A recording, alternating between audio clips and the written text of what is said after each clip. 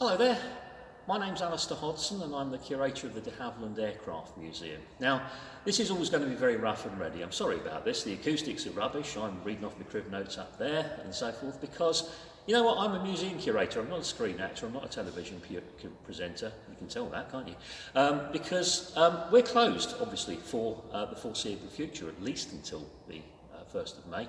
But because you can't come to the museum, I want to bring the museum to you. I want to show you what we've got. In case you're not familiar with us as it is, maybe you've not been to us before, maybe you live far too far away, I don't know. We are the oldest aviation museum in the UK. We're just north of London, we're near to St Albans in Hertfordshire, and we're famous as the place where the de Havilland Mosquito was designed and built during the war, and we still have that very first mosquito here. Maybe I'll show it to you one day too. But we've got lots of other things too. We've got about 12,000 items in our museum. 24 of them are aeroplanes at the last count, a couple of them are engines and things like that. Everything else is a document or an item or a piece of paper or something like that, maybe a map or a book. I'm always a bit frustrated that we can't share all this with all our visitors, but you know what, now's our chance, because I'm going to be able to take stuff out of the archives. I'm not going to be able to let you see it for the first time, but I want to share it with you, but I want you to tell me what you want to see particularly.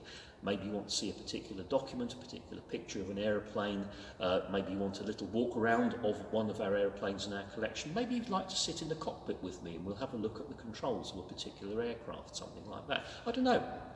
I'll never know until you tell me. We're going to do basically around 3 things. We're going to look at the history of our airplanes and the history of our museum and the history of the company. We're going to do little talks about that.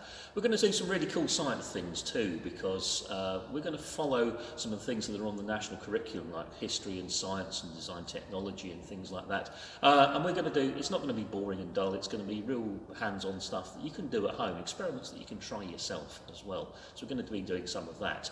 And then the third thing is that we're going to look in more detail at some of our exhibits. It's maybe a chance to see in depth, take a real close look at something that you've not been able to see before. We're going to be able to show it to you. But you know what?